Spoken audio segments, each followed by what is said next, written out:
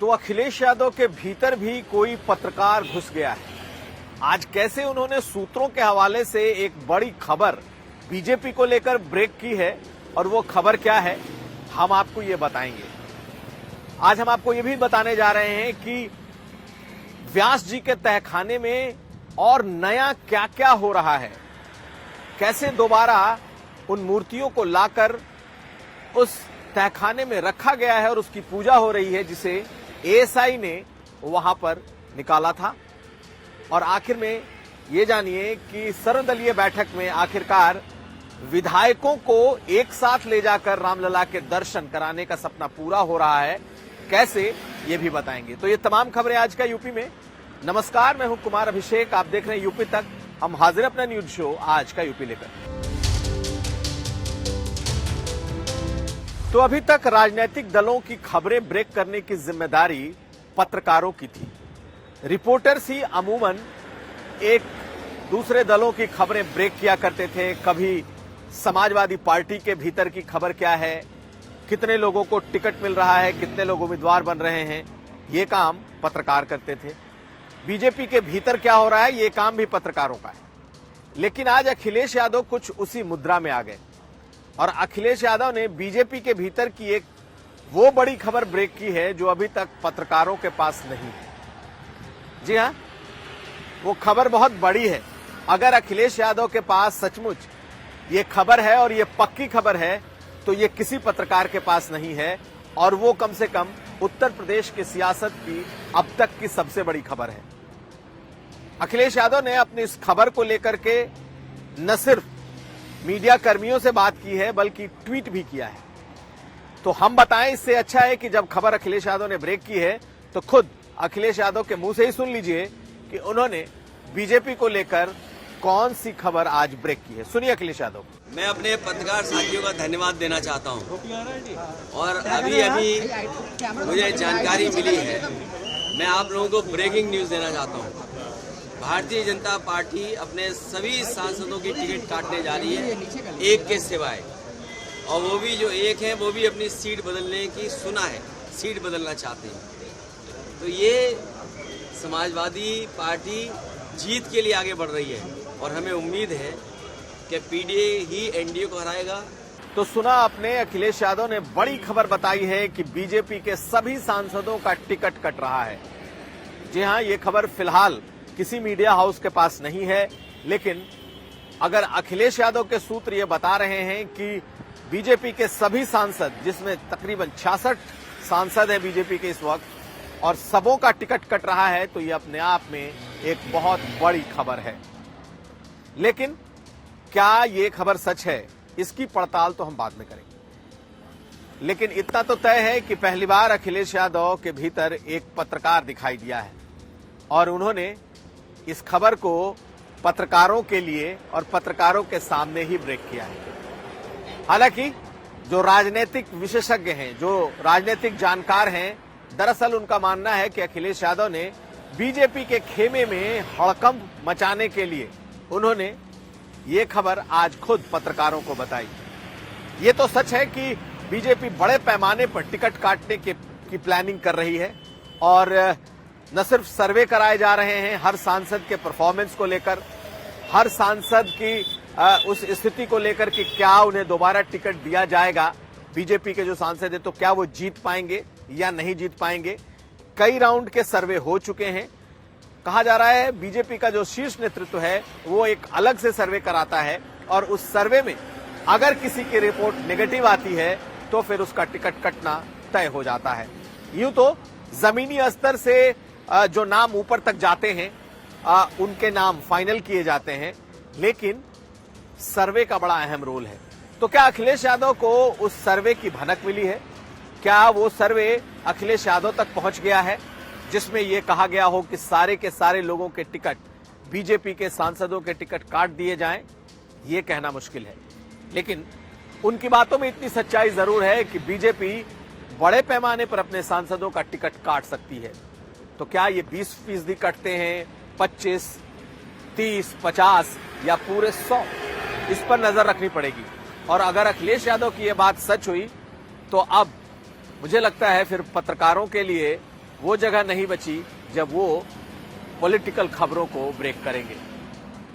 खैर, हल्की फुल्की बातों में आज हमने अखिलेश यादव को एक पत्रकार की तरह देख लिया जब उन्होंने बीजेपी को लेकर यह बड़ी भविष्यवाणी कर दी।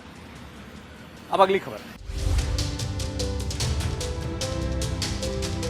आज से उत्तर प्रदेश का सत्र शुरू हो गया। बजट सत्र की शुरुआत हो गई। 5 फरवरी को योगी आदित्यनाथ की सरकार अपना बजट लेकर आएगी, लेकिन आज सत्र की शुरुआत ही बेहद हंगामेदार रही। विपक्ष ने सरकार के खिलाफ जमकर नारेबाजी की, प्लेकार्ड लेकर के आए और खूब हंगामा मचाया। खास करके महंगाई, बेरोजगारी, लॉ एंड ऑर्डर ऐसे विषयों को लेकर विपक्ष, खासकर समाजवादी पार्टी के सभी विधायक पहुंचे थे, तो बीजेपी की तरफ से जय श्री राम के खूब नारे लगे। यानी कि राम मंदिर की प्राण प्रतिष्ठा के बाद बीजेपी के विधायकों में जो धार्मिक भावना है वो इतनी जागृत हो गई है कि वो अब सदन के भीतर भी खूब जमकर जय श्री राम की नारेबाजी कर रहे हैं। और समाजवादी पार्टी ने जिस तरीके से मुद्दों की राजनीति को लेकर मुद्दों पर नारेबाजी की, तो बीजेपी के विधायकों ने उसका जवाब जय श्री राम से दिया। आप इन तस्वीरों को देख सकते हैं और इन नारों को भी सुन सकते हैं।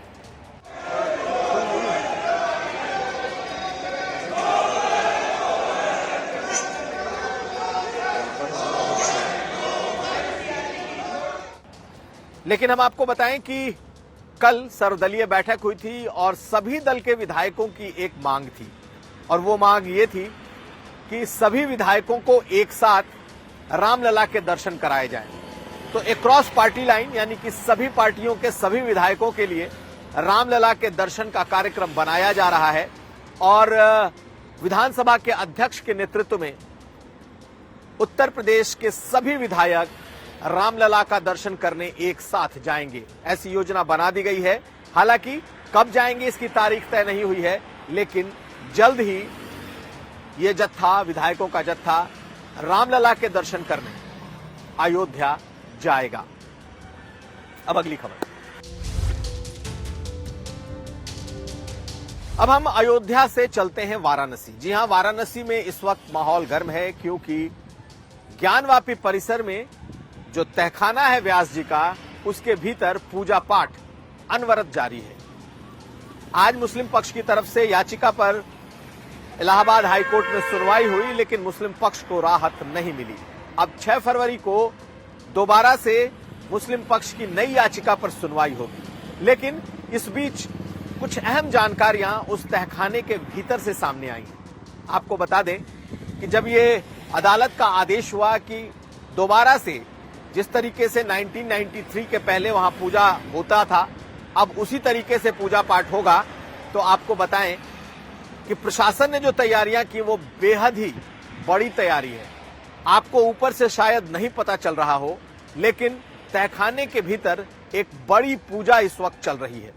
और उस बड़ी पूजा का अंदाजा आप ऐसे लगाइए कि 9 दिनों का अखंड रामायण का पाठ इस वक्त उस तहखाने में चल रहा है।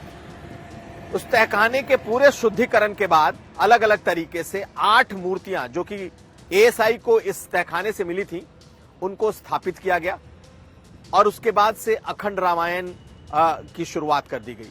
यानी कि 24 घंटे रामायण, रामचरितमानस का पाठ 6 पुजारी 4-4 घंटे की शिफ्ट पर कर रहे हैं।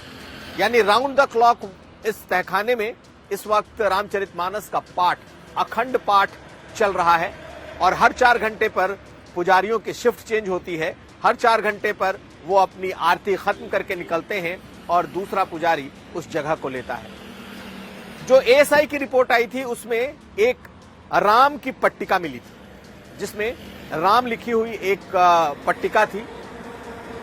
उस राम के पट्टिका को भी इस तहखाने में वापस लाया गया है। इसके अलावा जो अन्य 7 मूर्तियां हैं उसमें 2 शिवलिंग के अर्घे हैं, टूटे हुए शिवलिंग के अर्घे हैं। बजरंग बली की 2 मूर्तियां हैं, यानी हनुमान जी की 2 मूर्ति है। इसके अलावा विष्णु जी की, लक्ष्मी जी की और गणेश जी की मूर्तियां हैं।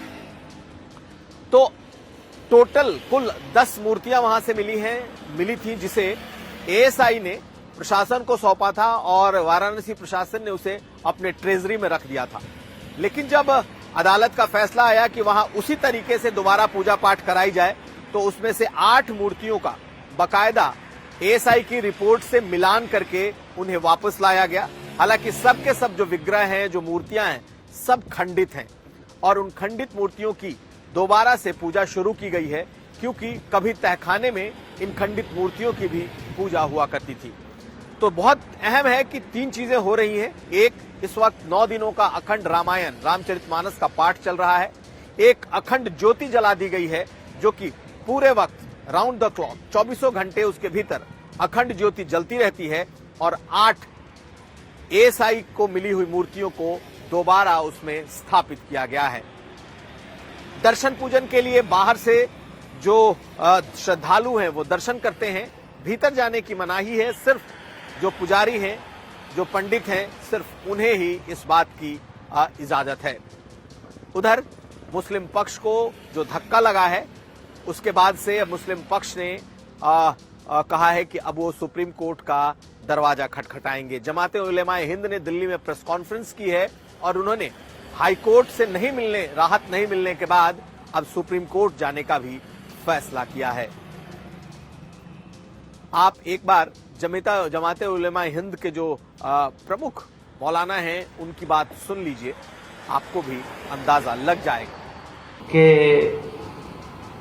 बात इस हद तक ना बढ़नी चाहिए जो खराबी की तरफ चली जाए। खराब नहीं होने देना चाहिए। लाठी और भैंस नहीं होनी चाहिए, जिसकी लाठी उसकी भैंस। ये नहीं होना चाहिए, ये जंगल राज है, याद रखिएगा। लाठी और भैंस का कानून अगर चलेगा तो लाठी हाथ बदलती है, तो एक पार्टी का तो पूरा हाथ मारा गया। कहाँ जाएंगे, किसके पास जाएंगे, कहाँ रोएंगे? तो साफ है कि मुस्लिम पक्ष भी इस ज्ञानवापी परिसर में पूजा पाठ को लेकर बहुत ही संजीदा है और किसी हालत में इस मुद्दे को छोड़ना नहीं चाहता। इसलिए अब ये लड़ाई हाईकोर्ट से लेकर सुप्रीम कोर्ट तक चलेगी। तो ये था आज का यूपी। आप हमें दीजिए इजाजत। नमस्कार।